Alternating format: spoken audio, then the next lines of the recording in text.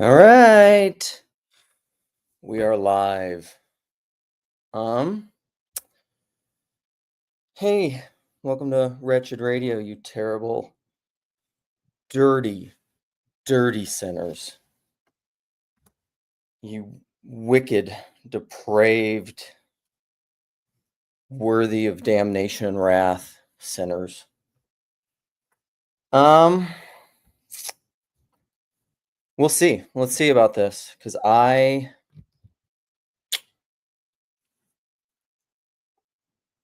feel like I've had an epiphany or a greater understanding and clarification of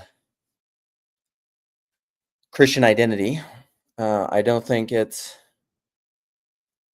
and again, this is a hard problem of all perception, is I don't think I'm still going to use a lot of the same language and definitions, but I understand it in a different way.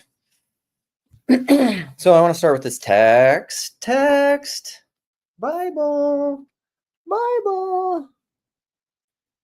New American Standard Version, called the Handy Size. It's the Handy Size Bible. My friend used to, who was really into Christian apologetics and Ray Comfort, Jason Almontree, just asked me if I was into, if I knew about Ray Comfort. I'm like, oh yeah, you should go watch more of my old live streams or videos because the same friend, Oli, is from Alaska. Shout out to Ethan, who's currently in Alaska, maybe. He was a big fan of the Handy Size Bible, ESV, of course, because that's the only inspired version. And he was a halibut fisherman from Alaska, and he turned me on to the Way of the Master, which is Ray Comfort, Kirk Cameron, and I own the whole thing on DVD, every episode of The Way of the Master on DVD. Although I probably got rid of them, I think. A lot of old books that I'm just honestly not going to read in those DVDs I got rid of. Okay, let's get to the text. Tayo, you're not far off. Christian identity is the Whitestone name that you're called to, which you can only know by participating in the personless mode of being that sees Christ and Antichrist and everything. There's some unnecessary repetition in there. It's a little redundant, but it's all right. All right, let's read this. It's under the heading, it's in Galatians 3. It says, faith brings righteousness is the heading, which is obviously not biblical, although it's in a Bible, because it's, exactly, you get it. Lex Luthor can't be a Christian. I need a haircut. This is what I used to do for haircuts all the time. I would just let my hair grow for a year, and then I would just cut it at home because it was easy. Ooh, listen, we're not getting into it yet. If you're here for content, if you're here for information, sorry, wrong channel. Let's go find my old, I think I have a picture of when I had really long hair, because when we moved back to Minneapolis for our second trip in Minneapolis, I had not cut my hair for a very long time, much longer than normal, and because it would get shaggy. I mean, if you let your hair grow for a year, it gets shaggy, but it wasn't super. So this is my hair when it was really long. So when I moved back to Minneapolis and first started attending the Orthodox Church, actually it's my video, my last days in evangelical or something like that. In the Q&A, you can't really see because it's zoomed super far out. Yeah, it is insightful. It's just redundant, and I would assume he's doing it to just use my vernacular and poke fun at me a little bit in a loving way.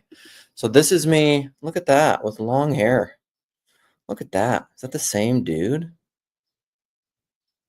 Look at that long hair. It's just, whoo.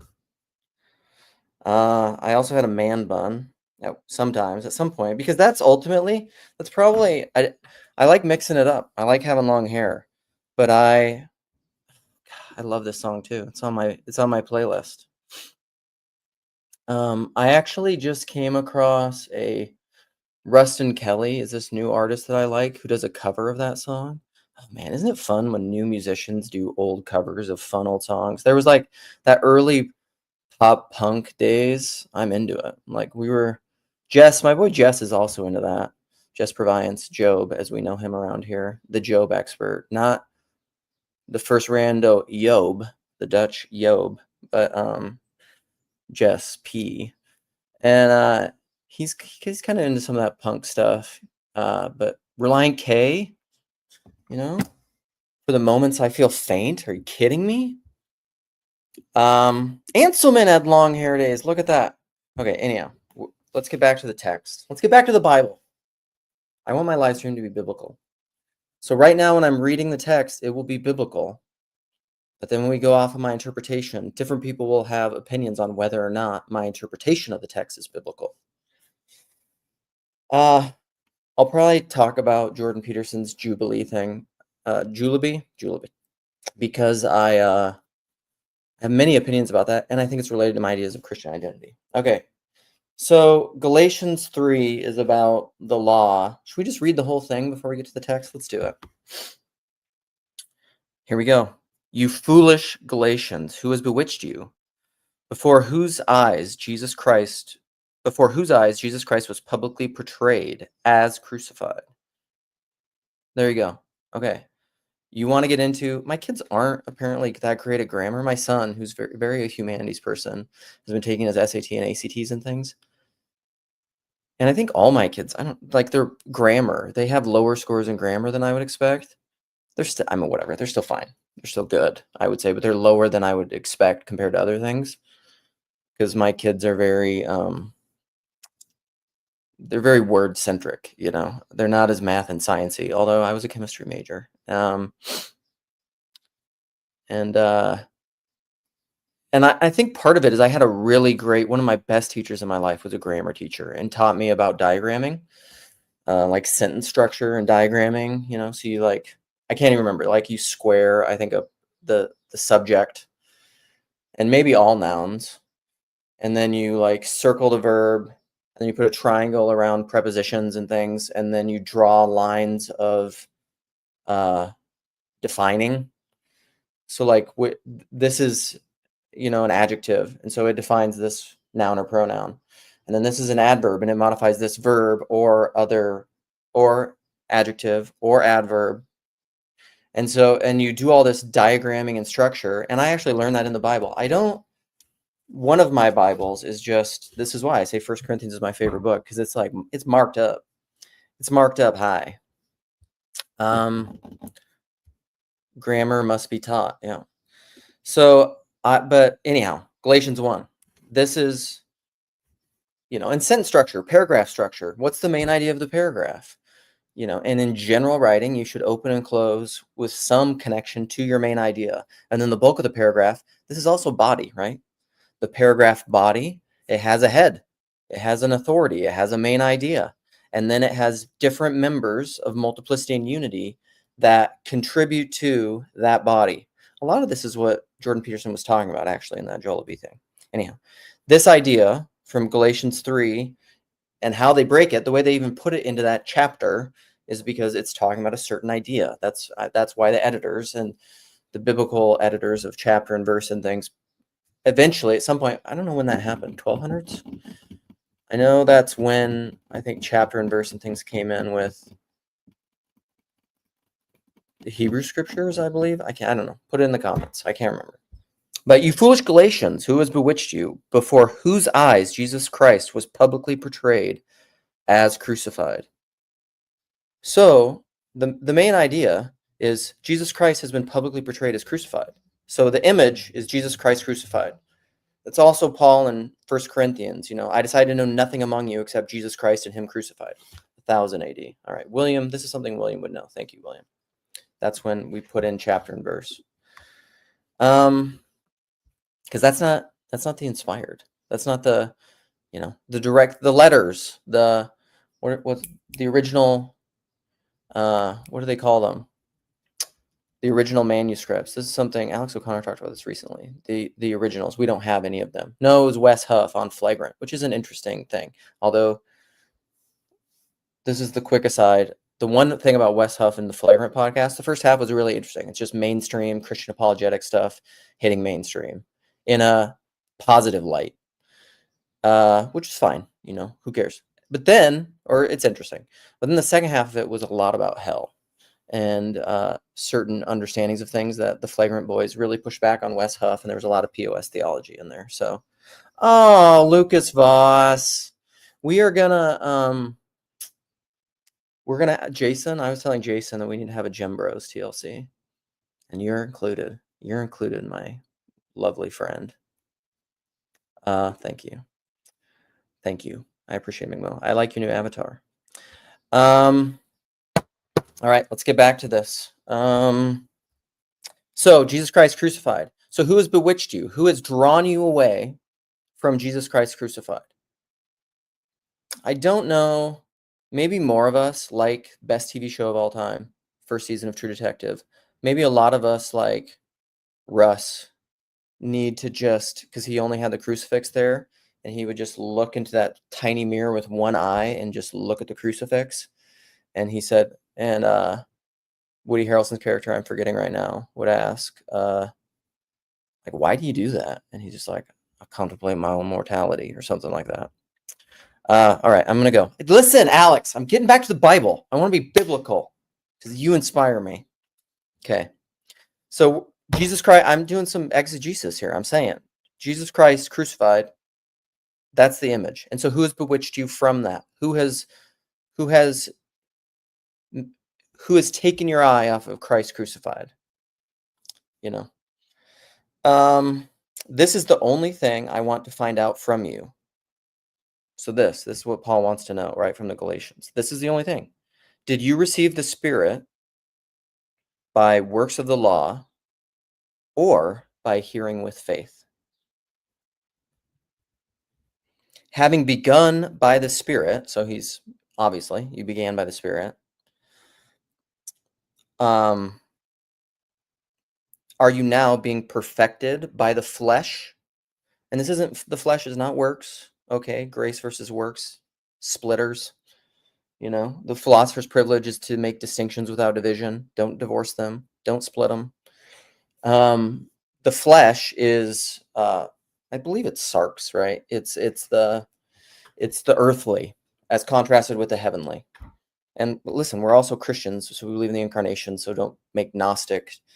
We still live in the one-story universe where the two become one, right?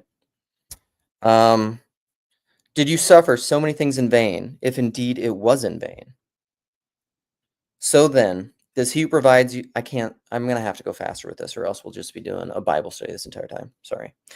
So then, does he who provides you with the Spirit and works miracles among you, do it by works of the law or by hearing from faith? Even so, Abraham believed God, and it was reckoned to him as righteousness. And we're doing NASB, so this is a word-for-word translation. So it's a focus on the word versus a paraphrase, kind of like the NIV or something. So it's not concept for concept; it's word for word, and you have to do the conceptual things, and you can go deeper into the Greek if you, because it's still not Greek, and even if you know Greek, words are relational. Go see what's in a name. So even so, Abraham believed God, and it was reckoned to him as righteousness. Therefore, be sure that it is those who are of faith who are sons of Abraham. The scripture, foreseeing that God would justify the Gentiles by faith, preached the gospel beforehand to Abraham, saying, all the nations will be blessed in you. So, universal particularity. All the nations will be blessed in you. Universal particularity in Abraham. Abraham for the Gentiles, right? So then, those who are of faith are blessed with Abraham, the believer. For as many as are the works of the law are as many as are of the works of the law are under a curse. For it is written, cursed is everyone who does not abide by all things written in the book of the law to perform them. Now, and that's, let's see, 10a. That is Deuteronomy 27:26. Now that no one is justified by the law before God is evident, for the righteous man shall live by faith, which is coming from 11. Let's see here. Sorry. 11, B. Habakkuk 2:4. However, the law is not, I'm not going to do that all the time. However, the law is not of faith. On the contrary, he who practices them shall live by them. Christ redeemed us from the curse of the law, having become a curse for us. For it is written, cursed is everyone who hangs on a tree, in order that in Jesus Christ the blessing of Abraham might come to the Gentiles, so that we would receive the promise of the Spirit through faith. Brethren, I speak in terms of human relations. What? St. Paul's a personalist? Even though it is only a man's covenant, which I guess Bryce Carlisle wants to have a conversation with Julie and me about covenant theology, and Bart. So that's maybe coming down the road. Okay. Brethren, I speak in terms of human relations, even though it is only a man's covenant, yet when it has been ratified, no one sets it aside or adds conditions to it. Now the promises were spoken to Abraham and to his seed. Progeny, right? Seed, receive with meekness the implanted word. That is, so, okay, Chezi, I know you're here. So, to Abraham and his seed, he does not say, and to seeds, referring to many, but rather one. So that's D. Let's look, what verse is that, since Chezi is here? Okay, we're at 16a. Where are we at? I need the, like, interlinear notes. I'm sorry, 16a. I think, no, 16a, sorry. So that's Luke 1:55, Romans 4:13, and 16, and Romans 9:4. So the promises was to Abraham's seed, not seeds, referring to many, but rather to one, and to your seed, that is Christ. What I'm saying to you is this, and that's related. The seed as Christ, logos spermaticus, or spermaticoi, I think it is, whatever. The seeds of the logos. I would say, as we say in the liturgy during the Great Lent and Holy Week, Christ, the only existent one. The only thing that exists is Christ. The logos. That is the relation. Okay, what I'm saying is this: the law, which came 430 years later, does not invalidate a covenant previously ratified by God so as to nullify the promise. So we're saying Abraham. The law of Moses came after, right? For the inheritance is based on law. For if the inheritance is based on law, it is no longer based on a promise. What's the difference between a promise and law? One's personal and one is legal. Also, side note, that Juleby thing, the spirit behind all of it, even including Jordan Peterson, is that they were looking for definitional understandings. Law, not promise. They're operating and ultimately they're operating in terms of they're trying to have an epistemology rooted in a substance ontology, which good luck. Which is part of the whole problem. Anyhow. So it was granted to Abraham by means of a promise. Why the law then? Why the law? It was added because of transgressions. Having been ordained through angels by the agency of a mediator until the seed would come to whom the promise had been made. Now a mediator is not for one party only, whereas God is only one. I mean, I don't know what that means. Now a mediator is not for one party only, whereas God is only one. I'd have to sit on that one for a while. Is the law then contrary to the promises of God? May it never be. For if a law had been given which was able to impart life, then righteousness would indeed have been based on the law. But the scripture, this is probably hard for Jews to listen to, but the scripture has shut up everyone under sin so that the promise by faith in Jesus Christ might be given to those who believe. We're getting there. But before faith came, we were kept in custody under the law. This is like the law is a pedagogue meant to lead you into. This is where I've said, like, if my son is not punching his sister in the face because of my rule when he's 20, I've failed as a father. The law, don't punch your sister, is there to teach you until you get to maturity. And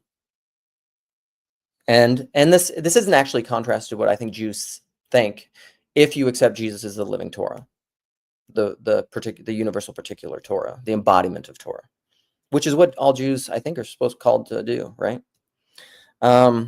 So we were kept in custody under the law, being shut up in the faith, which was later to be revealed. Therefore, the law has become our tutor. There you go, pedagogue, to teach us, to lead us to Christ, so that we may be justified by faith. But now that faith has come, we are no longer under a tutor. For you are all sons of God through faith in Jesus Christ. And we're getting there. We're getting to the verse. For all of you who are baptized into Christ have clothed yourself in Christ. Therefore, there is neither Jew nor Greek, there is neither slave nor free man, there is neither male nor female, for you are all one in Christ Jesus. That's the main verse I was getting at. And if you belong to Christ, then you are Abraham's descendants according to promise. Okay, I think that's, you can go read the Bible if you want to read more. There's neither slave nor free, male nor female, Jew nor Greek, for all are one in Christ Jesus. Christ, the only existent one. All are one in the existent, the unitive multiplicity of Christ. The particularity of what is. All right. So Christian identity, you are neither slave nor free. Identity, slave, or free, identity, because the opposite is included in the identity. This is why Jordan Daniel Wood, and I put him in the notes about this, says it's about Christianity is about the identity of identity and non-identity. Non-identity, the thing that is not included within the definition, Julebi, Jordan Peterson, atheist, the thing that is not included within the definition is included. Christian atheist, included. Atheist Christian, included. Jew or Greek, included. Male or female, which one? Are we abolishing the distinction? No, we're just not absolutizing it to divide it. Living and dead. Who has bewitched you? Christ crucified. You worship a crucified God. This is Jordan Peterson with Zizek, Christian atheism, G.K. Chesterton. That's when it blew Jordan's mind. It's because people do not, because we have so long been under the magic spell, the magic words of mechanistic, confessional, identitarian Christianity that we don't even know, neighbor and enemy. We don't even know what Christianity is. Who's bewitched you? Christ crucified. What are we doing?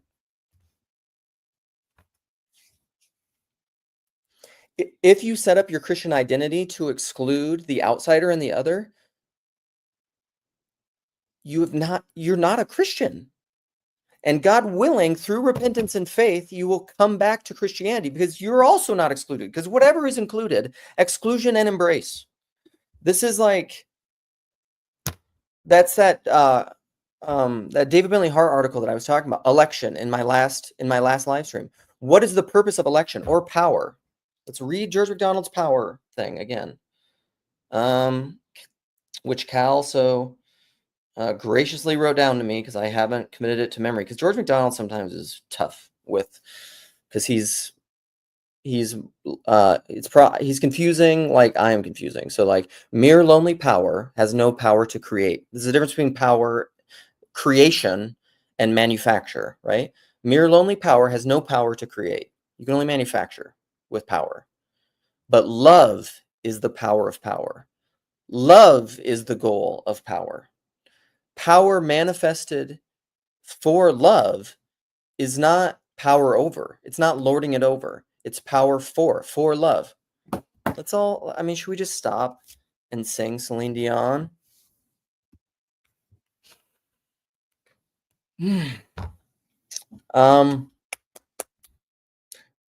So election is always for a purpose. I mean, Paul was saying that over and over in Galatians. Abraham is elect, and then his seed is for what? For the Gentiles, for the further inclusion of the Gentiles. McMillan, I should probably just go through the book of Romans. St. Paul is wonderful, and he's not in contrast to Jesus. I think he's just preaching and extrapolating the mystical theology that Jesus Christ was. That's what the incarnation is the Torah made manifest in a person and not in an abstraction, which is what all saints are, which is what all prophets are, which is, I've hid my words in my heart that I might not sin against you. All that stuff, on your law, I meditate day and night. Why? So that you can be it, so that you can live it to the world. What else do I want to say about Christian identity? It's not that whole Juleby, Jordan Peterson atheist thing it's rooted in zero-sum either-or things. Go read Ted Chiang's The Story of Your Life. Non-zero sum.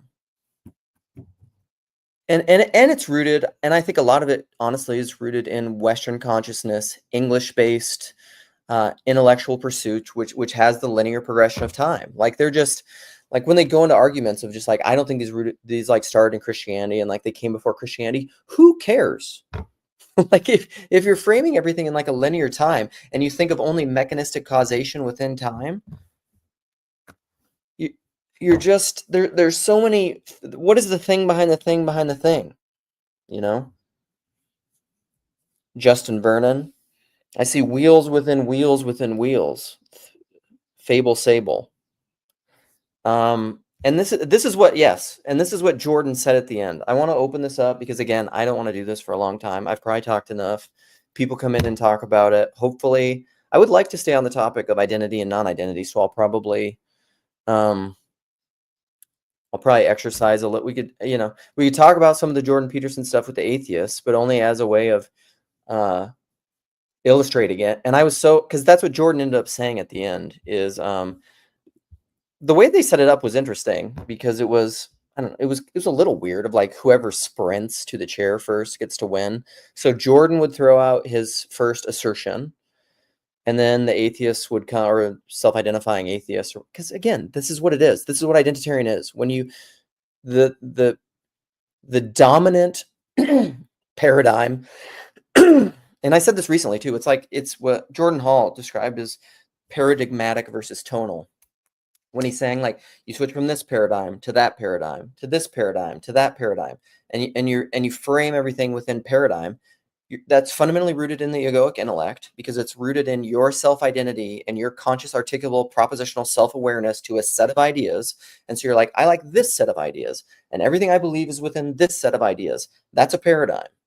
But the thing is like a paradigm is a rhythm. You switch from this paradigm to this paradigm. But if you get to the point of like calculus, where you're switching paradigms so fast, and it becomes a tone. And then you move from a quantitative to a qualitative way of being. And one is an either or, and one is a fluid, dynamic, flow way, actual being. And non-zero sum is either or. Zero sum, trying to win is and not trying to win, just trying to understand, trying to approach truth. And repenting when you're wrong. Repentance, because repentance is key for a Christian. It's a necessary and inevitable part of transformation. Because you have to change. Any growth involves change. And Jordan would have an assertion, and then atheists would come in, and then he would change, and then they could all raise their flag, and when a majority of them raised their flags, these red flags, then the person was booted out because we're like, oh, we think the conversation is stagnated. And then so that would keep going, or a timer would set up a natural limit. And then at the end, Jordan got to pick the person he wanted to most talk to, and the person he picked was clearly the best choice. That young woman, I forget what her name was excellent. She was asking earnest questions and wanting to dialogue. It was very TLC, and this is one of the things of why I talk about TLC, why I keep participating in this place, is because I don't think it's a place to just promulgate your ideology and win. I think it's a place to have conversations. So, all right, I'm going to hide that comment. I'm going to invite, and I will pin it, and then people can come in and play and chat, and I will look at comments. Okay, here we go. I think there were other things I want to talk about, but maybe I'll remember them. Where are we at? What are we doing? Oh, maybe I'll remember them. There I am. Pinning. And okay, I think we're good. Feel free to come in, friend of Wokel, whenever you want, friend of Michael. Great conversation, by the way. Plug it, Grail Country. Nate's 3-hour plus conversation with Local Distance Michael. What's his last name? Young. Michael Young. Michael Young. Yeah. That he you know, we really hit it off. It was just like yeah, I know. I'm like, I didn't expect it to go that. I didn't know what to expect. I knew it was the right time to talk to him because it's like, okay, I was criticizing you in the past for like not doing this thing, but you're clearly doing it now. So we're on the same page. So this is a good time to talk. And he brought the receipts that like it's not like he was completely ignoring it in the past. He actually shared a tweet that he had in 2020 that was very much like calling out what was happening on the right. So he was aware of it. He just wasn't as focused on it. I said, I'll give you a pass because you live in Canada. Yeah. So that's a good. We're not going to start talking about Wokel and politics because that's that's not why I got on here either. I want to talk about your topic, the identity thing. And one thing I wanted to point out in the text is that law is a terrible translation of nomos. It really does. That's not really what it means. It means more than that. It means essentially like custom, like all of your like embedded cultural custom. That's what it's talking about. And there's a Greek nomos in much as there's a Jewish nomos. Yeah. So when he later on when he's talking about in Christ there's neither Jew nor Greek, slave nor free. Yeah. What he's saying is that you've cast aside the nomos which you were raised with, and taking on something higher. Yeah. Yes. So it is not a rejection of Torah because yes. It's not Torah isn't actually being treated with the same status as mere human custom because if you look at Jesus seems continually to be arguing that the Pharisees are they're adding extra things into Torah. They're not there in the Torah. They're bringing their own law on top of the law that is given. So Jesus is very much like what's given in Torah is true and right and good, but the things that you're adding on, that's your custom, that's your traditions of the elders. I reject that. So I just wanted to say that because that makes it very different. If you understand it that way, what is being said as just like a rejection of law that would include Torah. That's not what he's saying. Yeah. Okay. I want to address this comment and then let's talk to all the people that have come in because we got a lot of people who hopped on. So Mitch said we don't win a lot of baseball games, but we have some interesting discussions. This is actually something Jordan Peterson has talked about a lot, and it came up in the Juleby conversation because he was saying, what is really the game? What's the game behind the game? What's the thing behind the thing? Is that you want to keep playing games. Mm-hmm. If you sacrifice your ideals to such a point that you cheat and you rob and you trip people to win one game, people will stop playing the game with you. And then you actually lose because you've played a zero-sum game for one game and then people have stopped playing with you. So like this is the thing. And it happened a lot in the conversation. The bad faith people that talked to Peterson on there, that's what Peterson just did. He would shut him down. He's like, I'm not talking to you anymore. Because we're doing different things. I know, that's what I saw too. It's funny because it's like the general reaction has been so negative toward Peterson on that, and it's like, given the bad faith of the people that he was talking to, I don't know what else he could have done. He actually was like, he would make really, really solid arguments, and they were so bad faith and stupid that they couldn't even understand what he was saying to them. Right. And they would just go on to their next asshole point. And because the cumulative amount of all this snark being directed at him, the entire framing of it, the setup made him look bad no matter what. It was just ridiculous. There was something that I remember, like, I think it was Paul said, he was just like, tell me about the God you don't believe in, because chances are I don't believe in him either. And I didn't watch many of that video, but I don't think any of them talked about the God that they believe that they don't believe in. Yeah. Every single one of them was talking about the God they think other people believe in, which is a totally different paradigm to even approach with to begin with. Yeah. Because there isn't like a category, like, they're already like putting an idol in front of it. Like they're going. The one where I do think there was a missed opportunity is like the guy that had been training to be a Catholic priest. Like he said some things where if Peterson just had more theology and more philosophy in his background, that he could have just ripped to shreds. Because he was like trying to argue from authority, because I trained to be a Catholic priest, therefore I know what God is, right? That's how he's positioning himself. But actually he had no idea, and he clearly had an idea of God that was a being amongst beings and had no real classical theist understanding of God whatsoever. And he could have been philosophically destroyed if Peterson had the tools to do that, which he didn't. Definitely. Yeah, like John Vervaeke would have almost been a better pick for that. Yeah, Vervaeke would have had a field day with that kid. Yeah. But like that's because there's not this. Vervaeke doesn't really smuggle Jesus in the same way that Peterson sometimes does. Yeah, and so like that's why that's what brings out the resentment. That's what brings out. Yeah. I'm honestly like, the thing that shocked me the most was watching the commentary about it on X through like other Christians, and sort of how they were all treating Jordan, and sort of watching. I don't know. To me, it's disgusted. There's a part of my brain thinks that whole thing was a setup, and it's part of the look right hit job on Jordan. I'm serious. Like what? How so? Like how so? I just don't know. I think he was. It may have just been bad judgment, but he should have never agreed to do that. I don't know how much he knew about the format in advance, or how it was going to be built in advance. I don't know. He seemed really in a bad mood out the gate, which makes me think like he doesn't like confrontation. We'll end up hearing from him at some point in the future that that some of this was kind of a setup, which is why he was in a bad mood from the outset.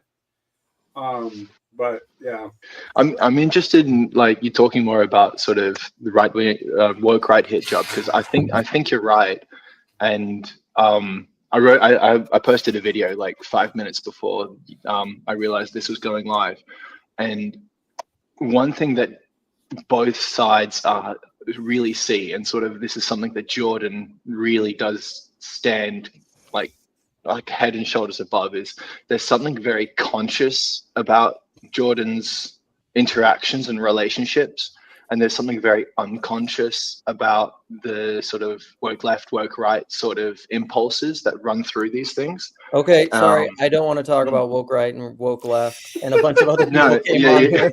We're not going to do that. No, I don't want to talk about that either. I want to more talk about the idea of like conscious versus reactive, because I think when people are being reactive, and I'm just going to go back specifically to what you were saying, like Christ crucified on the cross, like if you're not consciously there, if you're not consciously in front of the cross, you're reacting. Right. And I think that's exactly tied to identity, because if you're reactive in a defensive way, it's because someone has attacked a certain aspect of your self-aware propositional understanding of your own identity, and you're not willing to let that go and Christ crucified die to it, And so then you want to fight with them because they're attacking you. If you feel, this is where like the feeling of being attacked and wanting to defend yourself is a you thing. No matter what they're doing, it's a you thing. Yeah, absolutely. I want to ask, because I think Luke and Nate have both spoken to Jordan Daniel Wood, because I know you mentioned his name, and I know you guys done a stream with him. He wrote a book, and I guess he's been studying Maximus, the Confessor. And so before I say, so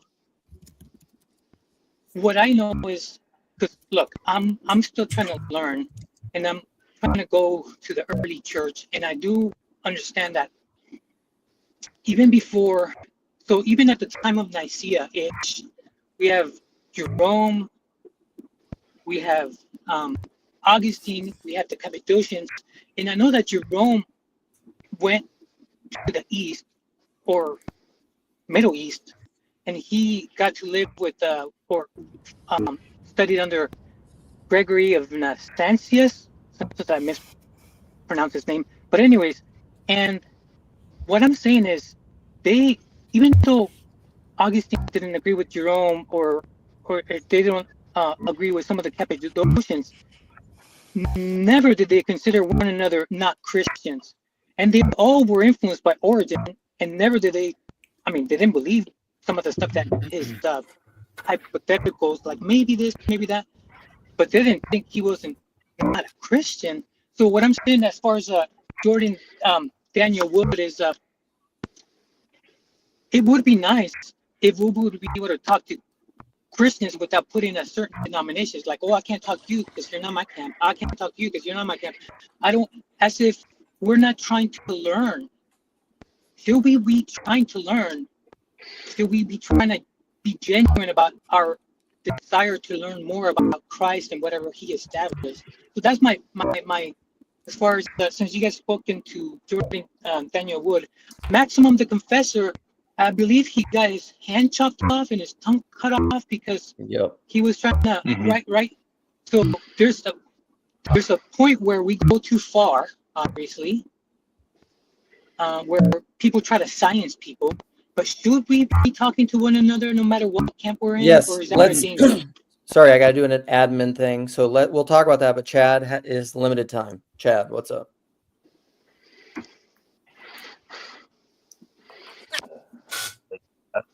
Connecting, so I'm gonna hop later. Oh, what happened? Is there? So Alex's audio was definitely like making. Chad was saying a burping sound. Is mine? Yeah. Is it just his? Same.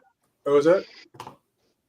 It was just for Alex, though. It's just Alex. I think it's just his. Yeah. I'll mute my here. Let me. Okay. So to your point, like that this is my whole critique of confessionalism. If you take your identity and you root it in your bounded, definitional, unchanging, propositional understanding of what it means to be a Christian, then you are automatically going to either or people, and you're not remembering Christ crucified. You're actually not being biblical. One of I talk about universalism at my church with some people in my church a lot, and sometimes we run into this problem. I don't know if you want to call it the orthobro problem or what, but they're really good intentioned people, and it's still a good thing. But the way that I got through to him was universalism applies to everyone but yourself. Yeah, it's like that's the way you actually have, like, that's the paradigm is that. The paradigm is like, no, you're not looking at anybody, you're not teaching anybody, you're not pulling anybody, you're not pushing anybody. God's doing all of that for you. Pay attention on your own soul. I mean, it's hard. It's difficult. It's more difficult in practice, I suppose, which is why you talk about repentance so much, and like that kind of presence and real listening. Like, those are the things that a Christian needs the most. At the very least, like, that's what I've sort of slowly begun learning. It's like you just you can read and understand, but like, I mean, I agree with the simple fact that like, whether you believe heresies or not, I'm just like, I completely understand why you can draw incorrect conclusions from this stuff. Yeah, like it's totally. the easiest thing in the world. Yeah, totally. It's because that's the easy part. The hard part is to actually be present and engage in a proper relationship. Yeah. Yeah. So Alan or Luke. Laura, this is the first time, or Chezi, go ahead. Yeah. First off, I hope you're all doing well. Some clarifying points just about the law. So first off, about it being sort of like a cage. If you recall, the Israelites at the base of Mount Sinai, their response to Moses and to God is, we will do and we will listen, right? So we will do and we will listen means embodied first, understand later, which means faith first, right? It's not a prison. We're going to God and saying, because of faith, we are taking on all these commandments before even understanding all the details of them, because we have faith in you that these demands from us are there to elevate us. So we don't see it as a cage. We actually see it as, I mean, this is also secondary, right?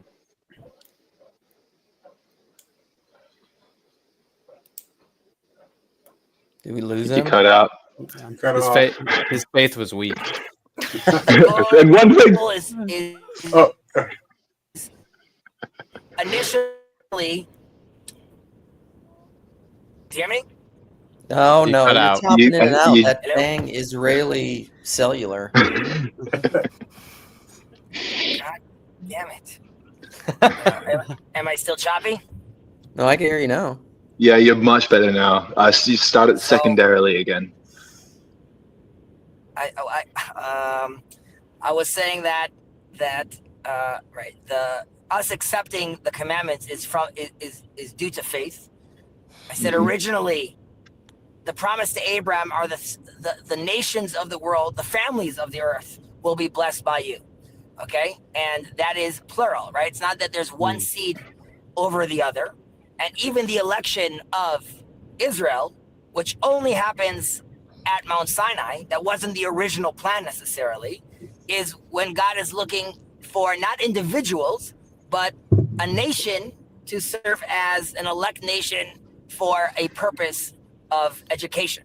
It's not there that they're better than anyone, and that's why there's no demand for the Christians or the Muslims or the Gentiles, right? To really, there is no difference between them. That's correct. There is no, on the individual level, between the man and the woman, there is no difference, because ultimately they're all welcome into God. That the 613, the Jewish Sharia, is specifically for the Jews. But I'm saying the law doesn't lock in the Christians, because the law for the Gentiles is not. There is no demand for that. So I think like I'm not exactly sure where you're creating this split.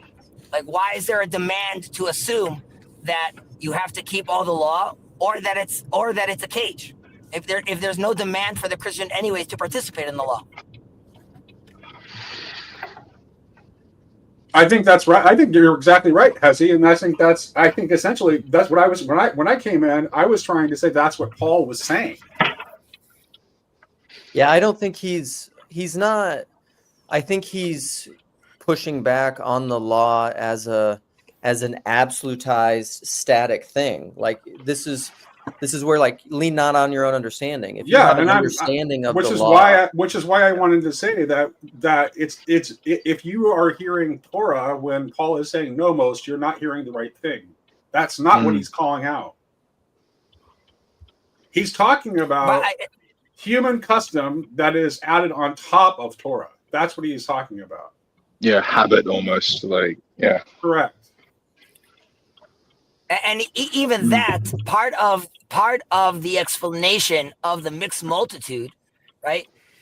Aside from it being like an actual group, there is the venom of the mixed multitude, which is, for example, I would say the money changers, right? Or people that are saying, that, you know, I'm forgetting the exact verse in the New Testament, but about that the things on their lips are correct, but, you know, like the verses the Pharisees are talking about are true, but how they actually act isn't proper, right? So of course there could be a corruption of Torah, and of course there could be someone acting according to the Torah, but actually desecrating it by what they're doing. So that criticism is of course understood, but again, for the nations of the world, for the families of the world to be blessed through Abraham, there isn't a requirement for all those laws. And right, and I think that's where that is where Paul was actually breaking with the other early Jewish Christians, is that Paul was the one who saw that. And that's why, and when Paul was preaching against Judaizing, he was specifically talking about asking it of Gentiles to conform their pattern of life to a Jewish way of life. And he's like, no, that's not how this is working. And this is very connected to the identity of identity and non-identity, because what Paul is saying is not that it's not eliminating Jewishness. Also, Paul still has people going to the temple and offering sacrifices. So please, how is Paul wanting some kind of complete break with Judaism for Jews? He's not. This is where I'm a very new perspective on Paul person. Like, I think a lot of that was totally right. Sorry, Tayo.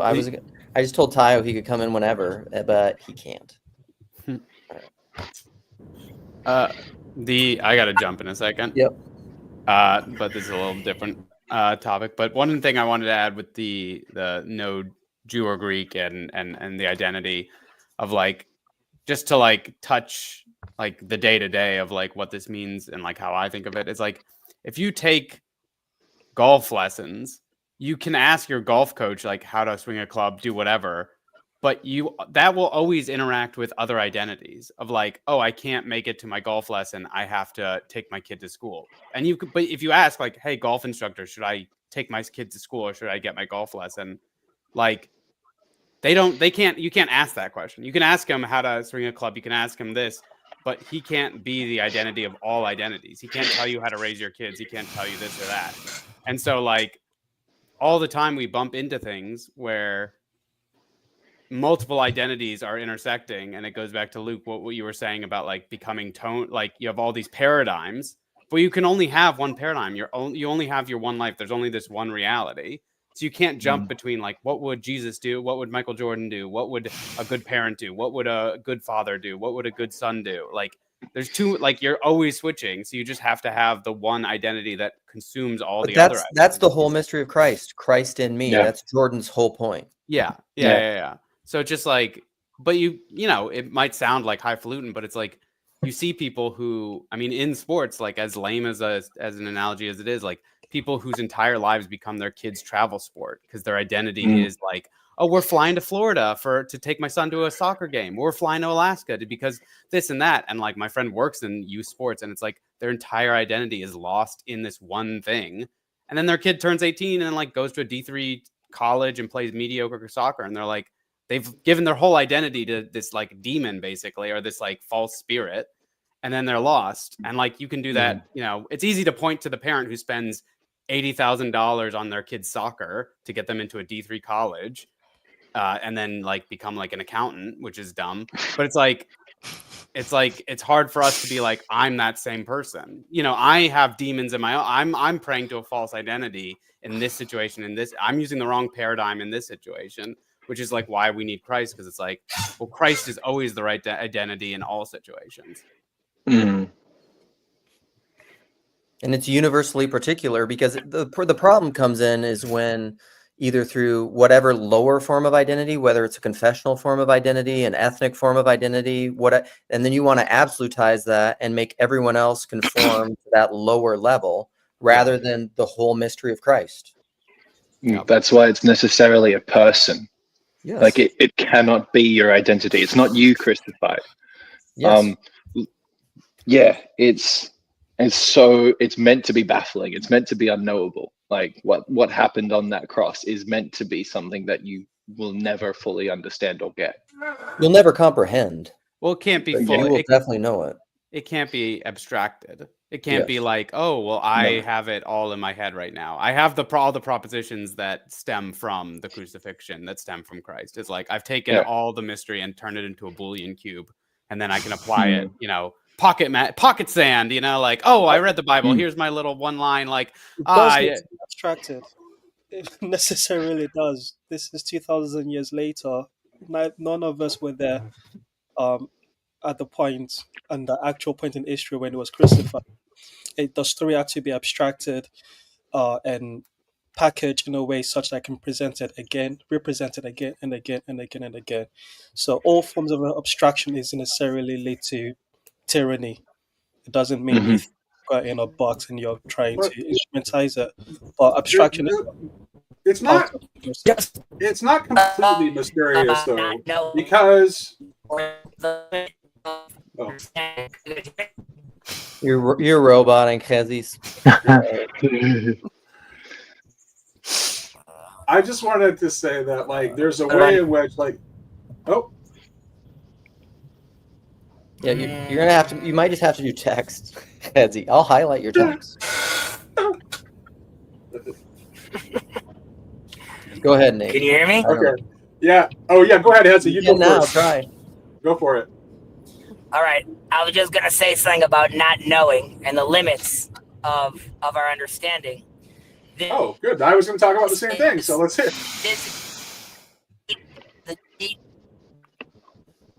Oh no! Yeah, it's not your time, Hezzy. Sorry. Hezzy, sorry. Like Nate, you were I'm sorry, Hezzy. It appears that Hashem has decided that I'm going to get the word on this and not you. Yeah. Okay. So here's the thing. It's unknowable propositionally, but it's actually pointing toward the metaphysics of person itself, because the possibility of communication at all is rooted in this kind of odd identity that is the identity that Christ presents, which is the identity that can lose itself to make space for the other to be. And that is how we in order to communicate at all, for real communication to occur, that's what we have to do. Like, it's the thing that allows for communication. So communication is only made possible through this mysterious function of the person. So if you start to do your metaphysics based on the person instead of based on the idea of being in a sort of substance way, then all of a sudden it opens up a new kind of metaphysics that actually does give us a better picture of what this is pointing toward. And that's what Jordan was doing in that Julebee thing. Or some people, the girl that he picked at the end was doing that, because that's what, when you ask a question that's not rhetorical, and you actually want to know what they have to say, and you're listening and thinking they're maybe going to say something that you don't already know, that's creating space. That's incarnating Jesus Christ, the incarnate Zitsum of God. No, yes, exactly. I almost said that. You said okay. You actually said the Simsum thing, but that was in the back of my head. Yes, I didn't. I just decided not to go there. But yeah, actually, every moment of communication. Spoke about this. Go ahead. We spoke about this a little in What's in a Name, which is from Moses in that interaction by the burning bush. Not only is I'm using the example of the Jubilee thing with Jordan. Not only is Moses asking God what your name is, but he's also asking about himself and who am I to do these stuff, right? So in order to understand God, he also has to better understand who he is himself. Can he recognize the image in himself? And I would say one of the big secrets of Sinai is when he comes down from Sinai and his face is glowing, right? What does he do? He puts a veil on his face so he could talk to the Israelites. In a certain sense, he's giving them a taste of what he felt, which was God's telling Moses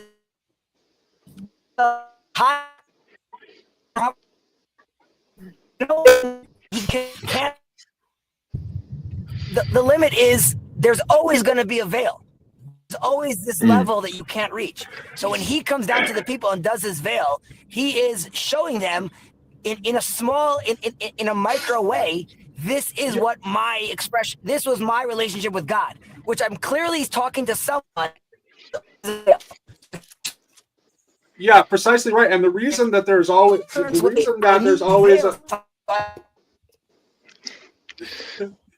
the reason for that is that person is inherently transcendent. So that's why there's always, that's why you never, because in order for it to remain transcendent, there has to always be that some distance. An icon. It's like, person comes from face. We were Latin for face. It's like you need an interactive recognizing Literally, language you can see in yourself. is the actor's mask in Greek. So when Hezi was talking, I thought of 2 Corinthians 4:6. For God, who said, "Let light shine out of darkness," is the one who has shown into our hearts to give the light of the knowledge of the glory of God in the face of Jesus Christ. That's about as much of a summary as Christianity as you can get. And I think the reason why it is so difficult to have conversations with people in general, and I'm at fault at this, so I'm not saying that I got it all figured out. It's because we all this is what I learned, and I'm still in the process of learning. But it seems like, especially when you're young, you think you know it all, right? You reject the wisdom of your parents. You're like, yeah. You just don't want me to have fun. You think you got it figured out when actually you haven't got a clue yet. You don't have enough life experience. You haven't read enough books, etc.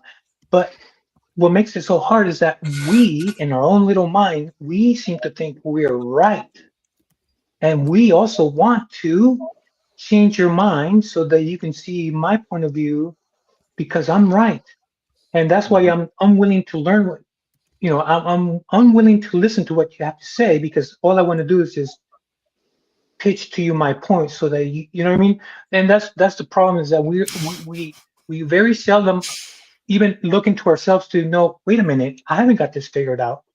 I've yet a lot to learn, and the only way I can learn anything is that I have to take that information, because if I don't know it, it cannot come from me, right? If I'm still learning about Christ, then I'm gonna have to look for something or someone, right? The scriptures, oh, there you go. Then I can take that information in, but I just don't know it. I wasn't born knowing the scriptures. And if I talk to a pastor, a priest, a bishop, whatever, they can help me learn a little bit more. But the problem is that we seldom venture out of our camp to ask clarification questions, because we're afraid to even say, I might be wrong. What do you think? Well, that's the technological silos that we Laura live in. gets that. Huh? Laura, hi. Oh, Laura, go. You may speak. Hello. All right, well, I don't want to interrupt the flow of the conversation, but when I jumped on, there were kind of two things I had in mind. Number one was I did watch a chunk of that video of Jordan Peterson versus 20 Atheists. I probably watched about half an hour of it, and I agree with Nate.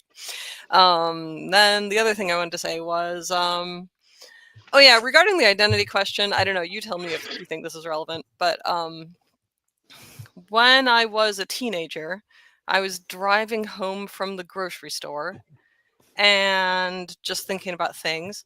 And I suddenly was hit with this sense that I couldn't really pin down quite who I was. I think because when you're a teenager, you've had time to go through a few different life phases, right? You've been a small child and a medium child, and like now you're a more adult kind of thing. And so you have a sense of how different you can be at different times. And then maybe you start to get a sense of like how how you interact with the world around you, and you're involved with various people and various activities and stuff, and amongst all of those different phases of life and different things you're involved in that affect you in various ways or bring out certain behaviors in you, how do you actually figure out who you are specifically? Like, how do you draw the parameters around yourself, right? And I was suddenly hit with this feeling of uncertainty about who I actually was, right? And then my next thought was, well, maybe I don't have to figure that out because there's a God and God knows who I am. And And then I got that feeling that I tend to interpret as like God giving you a little like feeling that you're on the right track. Although you could also say it's just a feeling of you liking your own ideas, right? I don't really know. I don't really know. I can't say that I know what that feeling is, but that was how I was kind of interpret it. Was this God going, yeah, you got it, or something? That's so then I was really, like, okay, I guess yeah. I don't need to think about who I am or figure out who I am. And then I kind of never thought about it again. Yeah, I don't know. Is that relevant? I think that's so relevant. Very, very, very relevant. Because what I came on to juxtapose the way Christian identity has been discussed so far with a conversation that John Beveke had with a lady called Brit, and she's a deconstructed LDS, former LDS member, but she's now a spiritual director. And she's very much in the Viveki sense of, we can't throw away religion. There are some good things in there that can be that we can get from it, and all of the things that can be got from it are things like the singing together, having community practices, those sorts of things.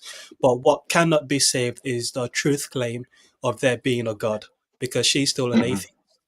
And I think that, to me, my Christian identity is very similar to what you've just explained, Laura, which is God's got it. It's fine. There's a God. He loves me. I'm his child. So that's good enough for me. But if your understanding of a religious identity now is she has to pick and choose, find the good, test to see if it is good, and then whether I'm going to pick the practice from Buddhism or practice from Christianity, do this, that. It's very much haphazardly constructed. And it doesn't, because the first thing you have to keep away is the truth claim of there being an agentic God that wants to be in a relationship with you. I think that, to me, is where Christian identity, that's the USP that Christian identity has, as well as the Abrahamic religions, I think, compared to none. So I like a lot of that. The one thing I would say is that I do think everyone is wherever they are on the point of the journey, but I do think Christians will need to confront the my God, why have you forsaken me? Yeah. That's so, yeah. And then who you are in light of that. I think everybody's going to have to face that. Can you say more about what you mean by that? Is that the dark soul sort of thing? I think in general, another way I would say it is that you can't kick the can of identity down the road to like God. In the same way that I don't think Christians ultimately can just like say like which I think, even though they would say this isn't what this means, but like with imputed righteousness, like Christ is righteous for me, therefore I don't have to be. Like you're either oring it.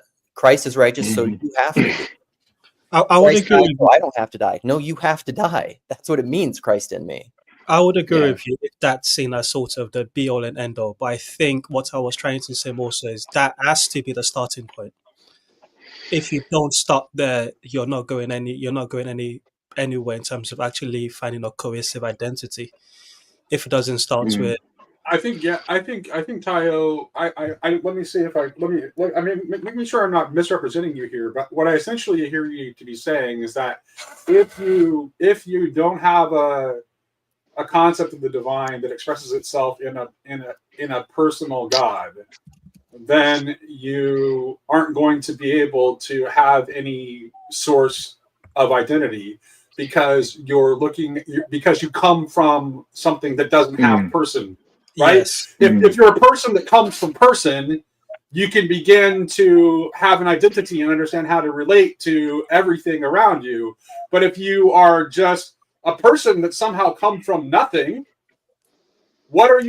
how are you to relate to anything? How are you to ever find an identity? What is the meaning of being a person? Yeah. Nate, I'm gonna need you to speak for me going forward. You just say everything. Well, you're not. I think all that's when Jed says like this is relational ontology. Everything's relative but not arbitrary. Your identity is rooted because you have a history, you have a life, you have different bodies, you have many relations that make up the multiplicity of your higher identity, which I think is Christ in me. And if you're trying to make Christ in me part of one of those lower identities, whether it's confessional identitarianism or ethnic or male or female or Jew or Greek, then you're making a lower form of identity into ultimate, and it's idolatry. Well, Yeah. actually, here's the thing, Luke. What you're doing when you're doing that is you're limiting where you can encounter Christ, right? Yes. Because Christ is the logos that is at work in transforming the logo of all things. And so the place where you should be looking for Christ is everywhere. And so if you're saying Christ is here and not here, then you're dividing Christ against Christ. So I want to reiterate what you guys have said, but I'm going to say it in a different way, like the way I understand it, in a practical way. The reason why identity matters, and knowing that God is a person, right? The reason why that even matters in a practical way is because life has, let's say tomorrow, right? Tomorrow we don't know what's going to happen. Life has endless amount of choices to make, right? I have to do this, this or this, this or this. It's always choice, choice, choice.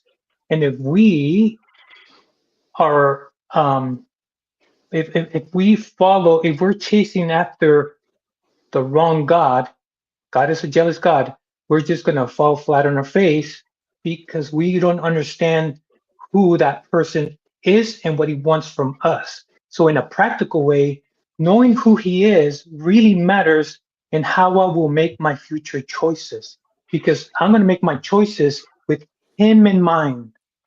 If I don't have him in mind, then it's just me making choices. If I have him in mind, I'm going to consider what he might like. And I'll give you a cheesy example. Let's pretend that I'm young. I just met this girl and I'm thinking, ooh, she's got all the qualities that I might want in a wife, right? And let's say I drink and I smoke and I have all of these bad habits. And then I approach to her and I'm trying to get to meet her. And she's like, whoa, whoa, whoa, whoa, whoa, whoa, whoa. First of all, you smoke, you drink, you blah, blah, blah. She says, I cannot have a serious relationship with this type of person.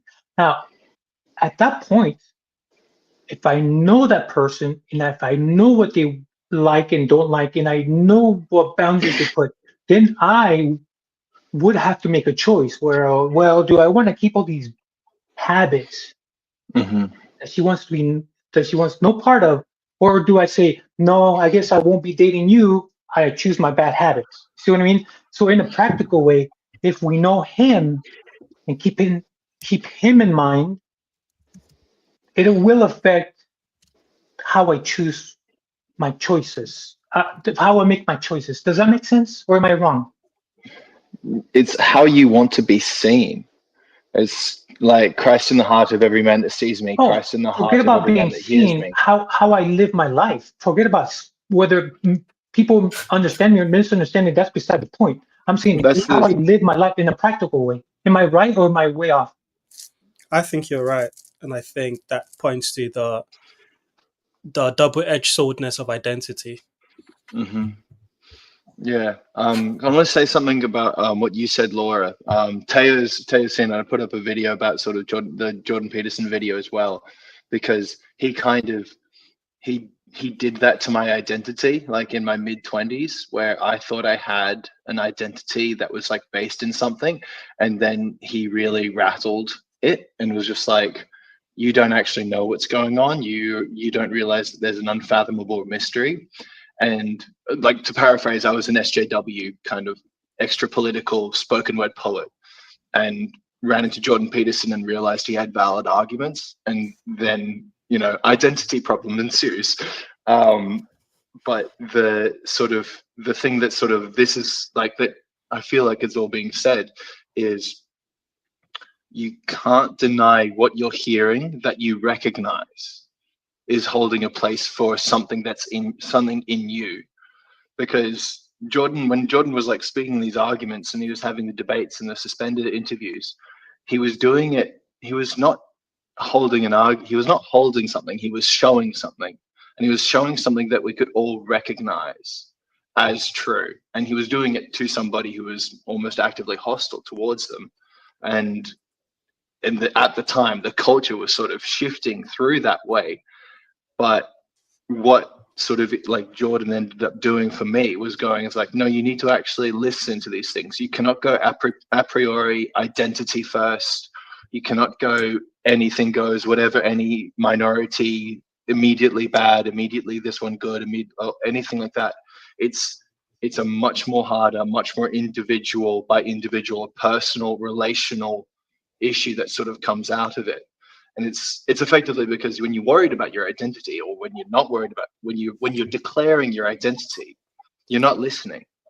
You're just saying, it's like, I'm this, I'm that, I'm this, I'm that, and it's just like, it was like, that's you're immediately closing yourself off to the world. So I'll ask you this: if a Christian decides to go all in on Christianity, if a Buddhist decides to go all in on Buddhism, should they claim that, like, I'm a Buddhist, I'm a Christian, or is that like not useful to? I think certain identities are useful and some are not, but that's my opinion. I could be wrong. Is identity a tool? Yeah. Like Saint Silouan has a story. Saint Silouan has that story when he was like walking around a monk, and there was in Mount Athos, and a young, newly baptized Christian comes up to him, and he's just like, and he's like, "Oh, you look really happy, young man. What have you been doing?" He's like, I've just been baptized. I'm Orthodox. And Saint Silouan goes, oh, "That's fantastic. One day I hope to be as well." It was like, because the identity is like, we're like Christian is a shorthand, like fundamentally, like it's a simple category that we've like declared Christ as our Lord, but like the identity part of what we're doing within that category is it's a wholly procedural thing. It's a non-propositional thing, kind of like what you were saying there. It really can't be done propositionally. Well, no, yeah, it is it's a transformation. It's something that's on. I mean, because we exist in a state of becoming, it's something that is always ongoing and happening to you, but not just to you. It's happening to everything. Like the whole cosmos is being drawn into Christ. Mm-hmm. What do you think about that, Laura? So. Yeah, I was very interested in what you said. It got me thinking about, I don't know, something that somebody said towards the end got me thinking about what do we do with the fact that if you offer somebody a word to describe your identity, that word might not mean the same thing to them as it means to you. Yeah. How do you strategize around that? So, or do you care? What your question is why I talk about iconic thinking is because I think we need to have fluid when people come into the conscious awareness that whatever label they want to throw on identity is fluid and is the label of your own understanding, because everyone means different things by what they mean. This is the whole problem in the Jubilee. Sorry, McMo, the Jubilee video is that they want to have when everyone's like, what's your definition of God? What's your definition of God? What's your definition of God? Wrong question. Wrong question. You guys you don't understand what's going on at all. I think it's fair to expect there to be a misunderstanding from someone that's outside of the identity that I'm professing. So that's not unusual. What the fracture usually is when someone has professed the same identity has a different definition of that same identity to the one that I have. I mean, case in point, CRC Synod. They've been fighting over what used to be a Christian for the last 3 years. Right. And I think that the proposition does play a role. The proposition is not the cause. It's not the cause of the. It's not the sole cause of the division, and it is not. And it's not going to be the sole cause of the reconciliation, but it does have a role to play in reconciliation, because I need to be able to understand what you mean by what you're saying propositionally, such that I don't misunderstand you. And I think it's iconic thinking. I don't think fixes. I think it just makes it such that everyone can think that they're right, because I can just throw out a bunch of word salad. Go on. I'll let you convince me. Maybe my understanding of iconic thinking is not valid. I'll give you a chance to explain what you mean by it. Well, I mean, And you're also, dropping what it. does this have to do with Yeah. Peterson being so slippery about what labels people pin on him as well? That might be relevant. That's Yeah. exactly because he's playing the game behind the game. It's the thing behind the thing, and everyone else is playing this definite. Because when they want a definition, they want to collapse that into a certain thing of identity. Is it this or this? And if Christian identity is the identity of identity and non-identity, it's the wrong question. Well, sorry, Ezzy, I do want you to go because I want to make the point, which is the title for the Jubilee video got changed. It was first Christians versus 20 atheists, then it was changed to Peterson versus 20 atheists. And I think the Peterson title is more of a personalist title than the Christian title. But the reason it was changed is because a whole bunch of Christians said, he's not one of us. That's not the guy we would have sent if we had a say in this. And Jubilee thought, yeah, you're right, he's not a Christian, so they changed the title. So it does play a role. Who would be the person that all of the Christians and all the different confessional, traditional, identitarian groups would select that everyone would Jay have? Dyer. That person doesn't For a exist. debate? No, William Lane Craig for a debate. Yeah. William Lane but Craig like, is just, he's a superlative debater. That's just the reality. I have Debating is never a real resonated with skill. anything William Lane Craig has ever said. Doesn't Can I matter. have He knows how to debate. He's very, very good at it. I have one thing I want to say to what Teo said as well about sort of it changing from Christian to Jordan Peterson, because like a lot of people, I am one of them, have converted to Christianity through the Jordan Peterson pipeline.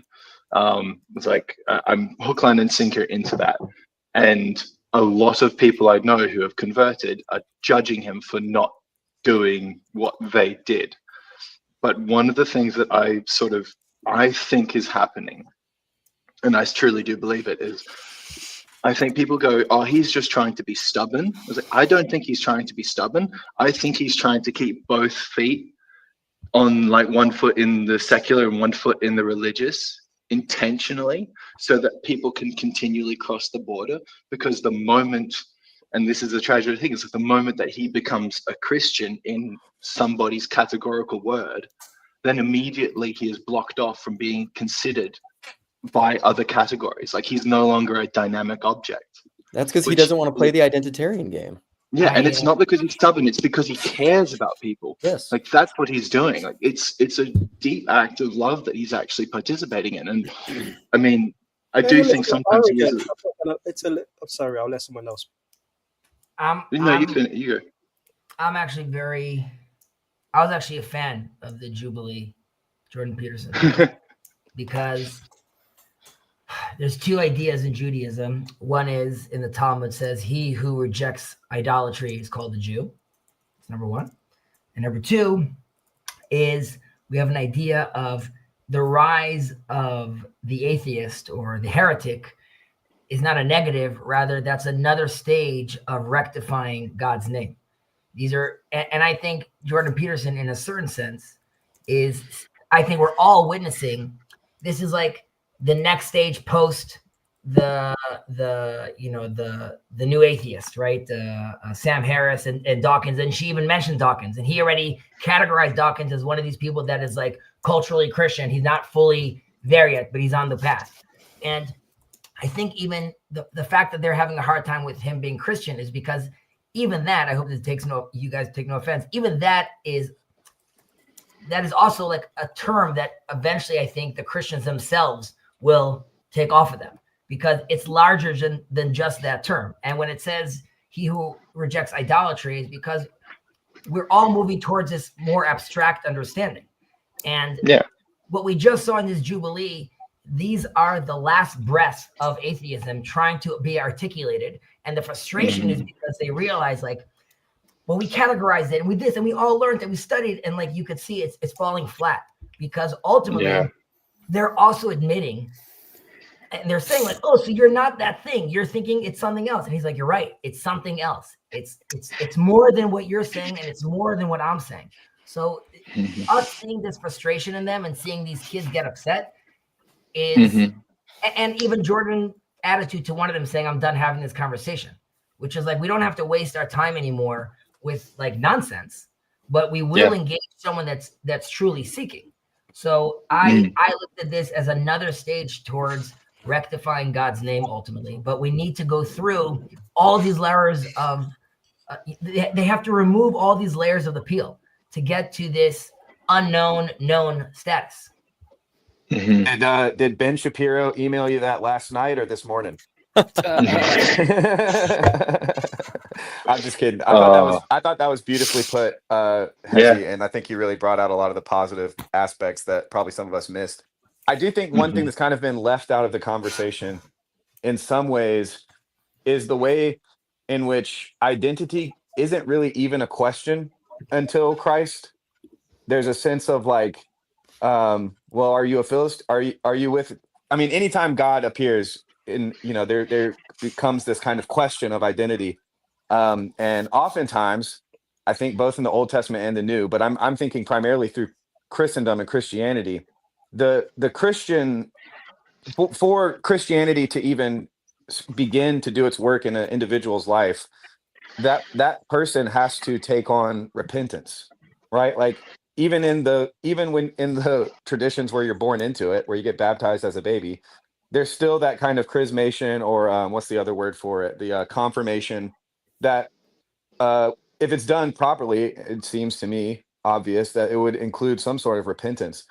And so I think that repentance oftentimes, maybe it should, but at least in God's, God allows it to work itself into the identity question, and maybe even bring about the identity question.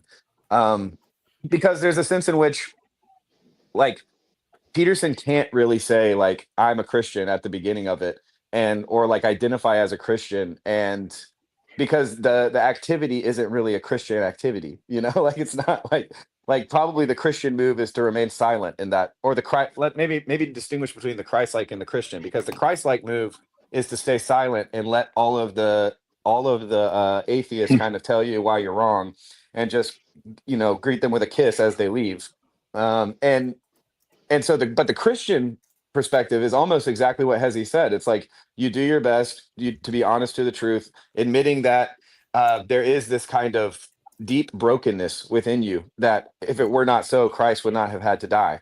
I think that if we miss the kind of Christian identity as taking for granted that Christ was crucified, and taking for granted the sermon Peter gives at Pentecost, which is, Christ whom you crucified, speaking to basically the whole world.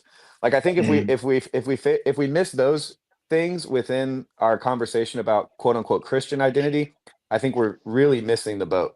And so that may complicate things, because Christian identity is this kind of, non-identity. It's this identity of not at oneness. This need for atonement is the kind of starting place for Christianity.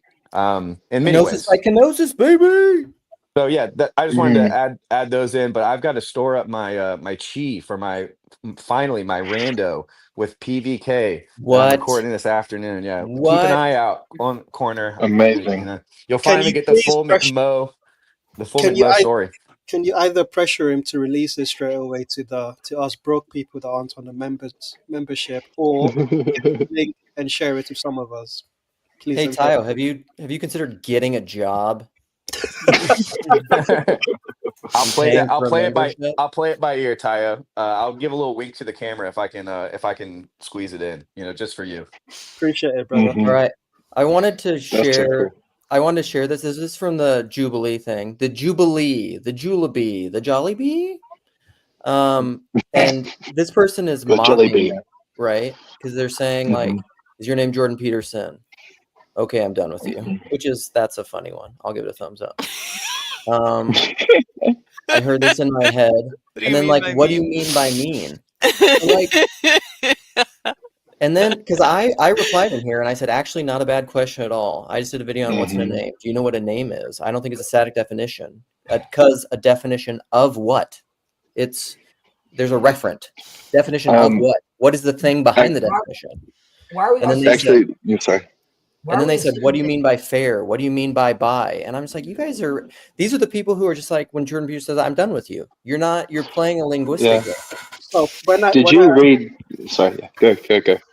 if I ask the question, is Jordan Peterson a Christian? The response would be, what do you mean by Christian? Which doesn't actually get us any closer to a resolution of the question to begin with. So or he could say, I want to be, and that would work with his own understanding of it, because he strives to be, and that would just get around it all. What's his understanding of it? Like, I feel like that is the answer, which is like, I don't need that title. I think we need to be comfortable with the fact, I speak about this in Judaism, which is like, I give this example of there's 3 different ways of someone coming back, quote unquote, to the fold. There's the secular that completely converts, right? I'm sure you guys know this in Christianity. Like, someone is living the secular life, and now he goes the full 180, and he's this, like, you know, hardened Christian, and like, you know, there's no more dance music and nothing, like this, like he goes completely to one other side. Then you have the people that do more of this balance, and then you have these people, which I think as Christians and as Jews we're scared of. We'll use Jordan Peterson as an example. What if someone comes from the outside, right, armed with what we would call, let's say, the sciences or things like that, and he knows we don't even remember what it is to imagine something like this, because we're in our frame, whether it's Jewish or Christian. What does it look like? Someone that could come close to God and understand God, but doesn't have to do it through our framing. Now, for Jordan Peterson, that doesn't mean he's not Christian. It just means I'm coming about it from a different way. So I'm not going to call myself and use those titles. I'm building a path right now. Right. No, I'm not buying it. No, Chezi, I completely agree. I want to add on to that a little bit, because first of all, the identity Christian comes from the outside in the first place. Like, Christians didn't call themselves Christians at first. They were followers of the way. Right. Christians was an insult that was hurled against them that they turned into that's not our word. So we took the word back from our enemies. So that's how we came. So that means that whatever we are, the label Christian isn't essential to it. There are lots of Christians right now who are talking about moving away from obsessing over the label Christian in order to follow Christ more fully, because of the way people will cynically use cultural Christianity to push for their political agendas. Yeah, no, and so where I would say I don't want to be an idolater, this is where I would, I'm not gonna, in my opinion, this is where I actually think propositions matter. I'm not anti-proposition. I'm anti-propositionalism, and this is where, like, Chezi and I will disagree, because we will say, I don't want to be an idolater. That's cool. That's great. I can run with that too. And I can run that with Chezi, and I have a different understanding of the proper naming of God, let's say. I mean, I think that's pretty clear, that we have a different understanding of the proper naming of God and how that all works out within Christian versus Jewish metaphysics. Although this is the same conversation I have with Sam. Although I think a lot of that is getting worked out in semantics. What? Just to be clear, I don't necessarily like. I'm not sure that you do. I'm not sure because, Luke, because of your personalism, ultimately, you see God as a person, and so does Hezi. So the difference is more on the level of propositions and semantics than it is on the real. And you're right that we need propositions but we need to understand what propositions are. Propositions are the things that we use as pointers toward the real, and they can never be mistaken for the real itself. But there is a proper name. And we can be mistaken in our proposition. We can be mistaken in our propositions and still be pointing at the right thing. Our propositions need fixing in order to point at it better.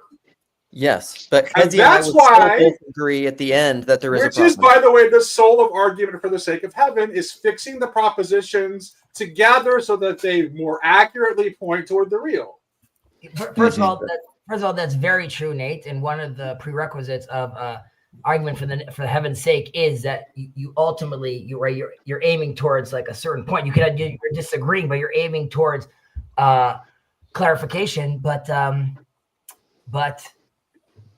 there are varying opinions in Judaism about this. But there are some that don't even see Christianity as idol worship. right? So then it's really not an issue with regards to, like, as far as I'm concerned, then there's a semantic understanding, and those layers of, let's say, where Jesus fits into that, I push that aside because I'm just going towards the core, basically, the Father sort of behind that. And so Judaism sees that as, once you reject idolatry, once you're in that rubric, so then it's all kosher. What do you mean by idolatry? What do I mean by idolatry? There's technical terms, but like as far as like how you're acting, but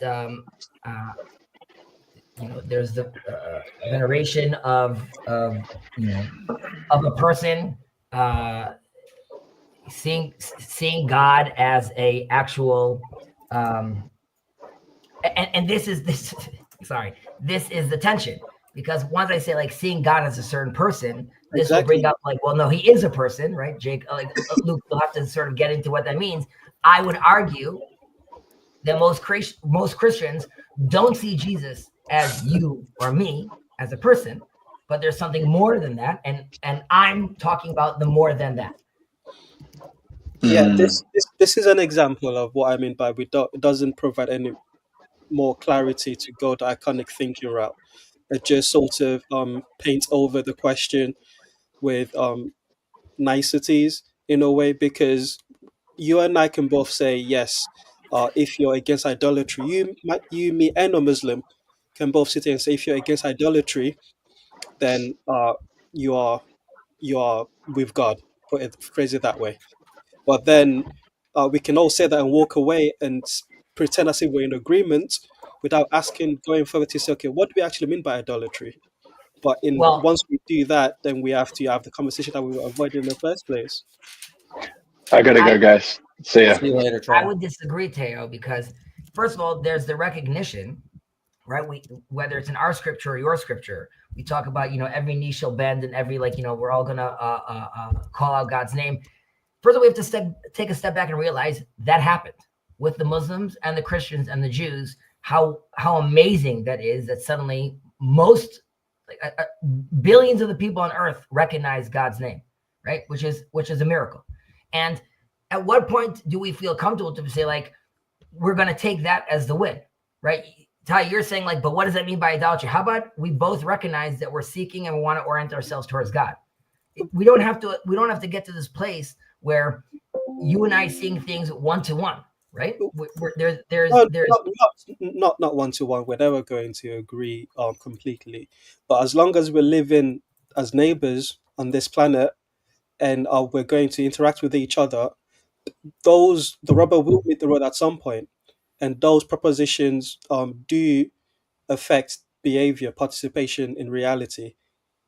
And if we just pretend they don't, I think it's not useful, because at some point, I mean, you know better than any of us on this stream, propositions and beliefs meet the rubber meet the road.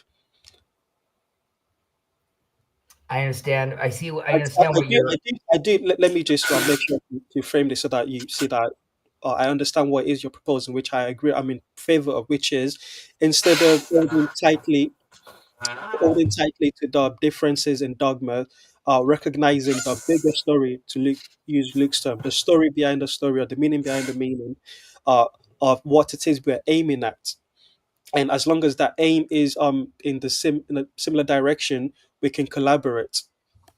I completely agree with that. Amen. But that collaboration is only up to a point, because those differences do manifest themselves eventually.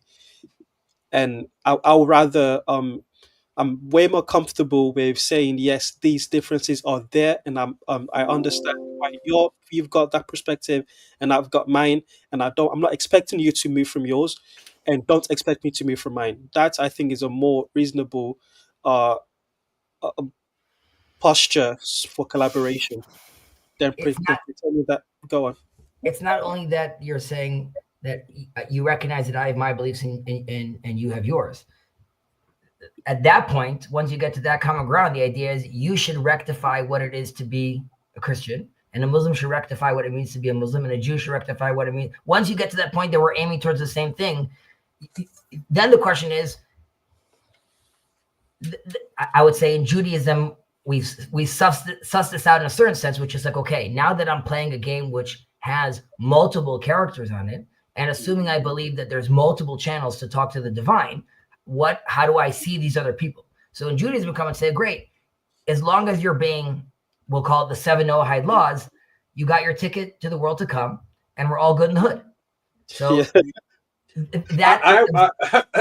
so I would say idolatry remains the problem, because that's like, and fixing it within our own tradition, like everyone within all the traditions is still engaging in idolatry.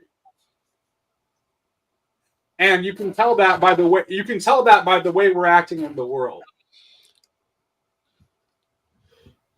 And if we work on fixing the idolatry within our own traditions, then it will sort itself out. And by the way, right now, I know Islam has the most like propositional anti-idolatrous stance of anyone, but they're actually the most idolatrous because they seem to be completely captured by the idol of power, which is not God in the fullest sense of God. Correct. And I would say that if Islam is representing the virtue of, we call it deen or justice or the left hand of God only, and I would say in my eyes, Christianity is running with the grace, the right hand of God, bringing everyone in, turn the other cheek only.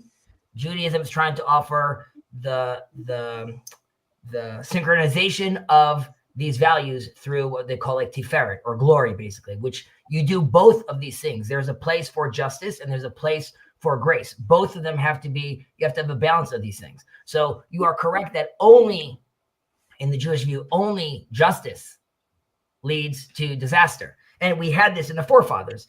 Abraham is only grace, which is fine for Abraham. And Isaac is only justice.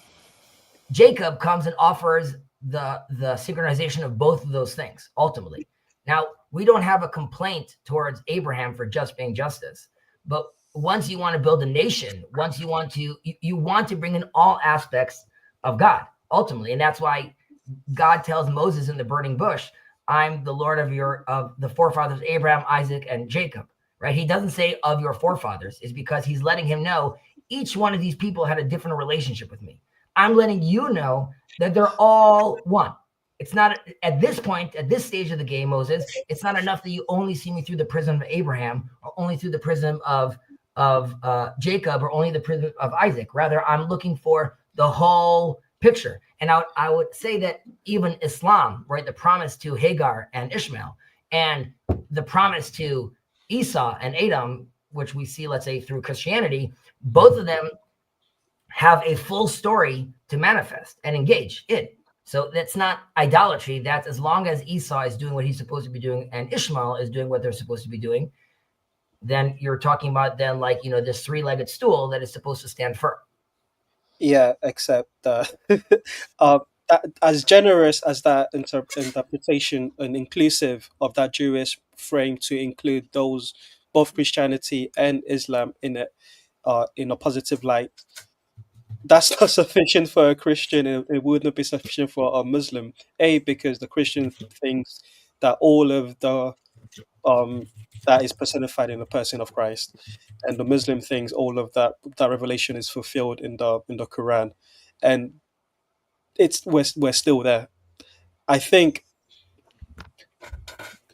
like you've just done here, Hezi, and you are one of the people that do it best in TLC of presenting a position and presenting a way that include the person you're in dialogue with, and I think that's useful for encouraging collaboration, and I think it's useful for continuing the conversation.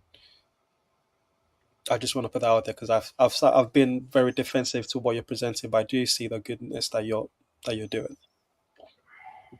Also, I just want to point out that my shoulder is just twitching on its own. I'm not even doing that. You see that? All right. You fine. You can be King Tank. No, that's not what I'm trying to say. I'm just saying it's such a weird thing. Look at that. It's just like Morse code. Who knows Morse? What's God telling us through my shoulder? Levis is saying here, Stuhl, Christ is the ladder. So exactly, that's what I mean. But here's the thing, Christ, but not in an either or way. Right. What does that mean? Christ is the ladder. This is my whole point of my monologue, is that it's the identity of identity and non-identity. I take Christ as a tautological what is. May I want to, this is my first time speaking. Yeah, do it, buddy. I took like 15 notes, but y'all hit on one, and Hazi's here. So I've been talking, Jacob pointed out a Jew named Franz Rosenzweig, who basically said that Christianity and Jesus, my understanding is he said Christianity and Jesus is the way in which all of the world comes to know the Father, except that Jews already know the Father. And so it's a pretty interesting take from this German Jewish philosopher type. It probably pushes up against what Hezi might believe, but it's pretty good in my opinion. Well, I mean, in the New Testament, I think you could get that a lot. That's just like salvation is from the Jews, and the Gentiles are grafted in. So to clarify,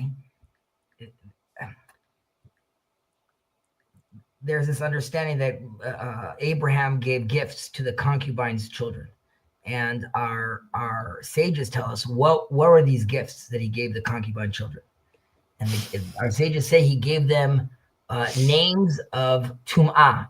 Tum'ah means in Hebrew it means unclean or unholy, right? And the explanation then is basically, I've mentioned this in the past, but Jews are required, right, to only participate through the FM signal. That is the only signal that's relevant for Jews. That doesn't mean AM signal doesn't exist. It's just not relevant for you. More than that, the AM signal is not only great for other religions, but it's perfect. They should do it. You should encourage them in participating in their AM signal. And it's not considered unholy. It's actually considered holy and amazing for the Christians to go to church and for the Muslims to go to mosque. Jews are not allowed to participate in that. That doesn't mean they're better. It just means there's a path that they need to stay on, which goes back to the 613, right? Which is just not relevant for now. I would say Paul, in the best sense, is coming and saying, okay, I am aware that there's also the AM channel needs to be clear for everyone, for the Jews, for the Gentile. We have to make sure everyone is participating in the AM channel. I would say Jews are doing their best with inside the house, which is the nations of the families of the earth, which is, let's say, the house of Abraham, right? There needs to be windows and they need to be super clean, and there needs to be structures and walls. There also needs to be a chimney. And in the chimney, usually, right, people are pretty dirty. Jews are the chimney cleaners, just to make sure at some point that in the house that we construct together, there is the clearest path forward towards God. Up until that moment when that clarification happens, which we believe all becomes one, till that point happens, the other channels are there for everyone to use. And Jews are not, maybe in the past in this different language, are not denying those channels and are not saying that they're untrue. We're just saying that they're not our channel. And God asks us, not as individuals, but as a nation, to have a specific relationship with him. That doesn't mean, and that's why, again, when we talk about Jesus, I would argue in a Jewish perspective, which is he is the ladder. He is the ladder by the fact that he's got, assuming according to you, he's also the Father, right? So that's when he's the ladder.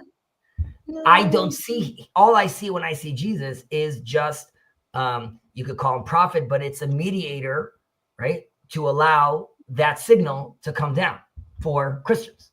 It's because they're not asked to engage in a different way. I would say, though, in the TLC, to me, it seems more and more obvious that Christians are not happy enough, are not what's the word I'm looking for? No, stick to it. Say with your chest. are not damn it, I don't know where my English. They're not satisfied with just AM anymore. They want more. They want more complexity. They want more. And I think what happens in this channel, or the things you're talking about, which I think you would agree would be considered idolatry in some Christian circles, right? The things that Luke talks about, or the things, right? So I've heard. Right. So I would say that conversation is just coming closer and closer towards the Jewish understanding of things. So I look at that as part of the rectification, part of the clarification of these terms. So I see us only moving closer to each other. Sorry. I agree with. I will let my final word, because I want to close this down in 10 minutes. This will be my last major final word, I think, hopefully, God willing. I would agree with a lot of that, and I think it's one thing that Anselman said in here is just like the claims of Jesus Christ cannot be relativized. They sure can. They sure can, and they often are. And that doesn't mean that I think the reality of what Jesus is saying is arbitrary. That's not what I'm saying, but it is relative, because receive with meekness the implanted word. When you are receiving that, which is able to save your souls. I mean, that's a verse in the Bible. It's from the book of James. Receive with meekness the implanted word, which is able to save your souls. When you receive that, you can't receive something that's forced upon you, that somebody else is telling you that you have to believe that you have not received. The Christian belief doesn't work that way, and it can't work that way. It's coercive. And so, like, no matter what you want to say about it, no matter what you want people to believe, you can't make somebody believe anything. And if that's your like system of operating within Christianity, whatever.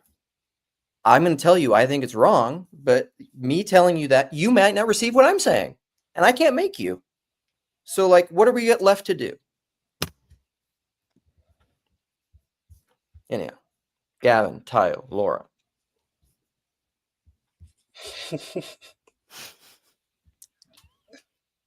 Yeah, I gotta move on to doing other things, so I'll just say goodbye and thank you. Thanks for coming. Bye, Laura. See ya. Oh no, how do I leave? I can make you leave. Yeah. Gavin, I'll let you go while I gather my thoughts. The way I take notes and everything, I can kind of try to prioritize them. And the thing that I prioritize the most is this word communion. It's something that I was terrible at. It's something that I noticed the skill in being able to do it. I noticed that there's a limits for each person in being able to do it. We can only do it with so many people. But this is the means by which a person is better known, is through communion. I want to throw in that if we just hop into communion, we can do it with toxic people. And so there's a way in which we can, through communion with God and with godly people, we can be disciplined. We can go through discipleship, by which we can learn to figure out our own borders, our own identity. And we're able to then go and be of service to people we could not have been of service to previously. So be aware of that communion. Another word might be empathy. Be aware of it. You can. It's not all safe, but there is a process of growing and transforming to be able to do it with more people. And then, in order to enter into communion with people and with God, figure out have yourself a sacred space that you go to every morning. I could do a lot more, but that's all I have.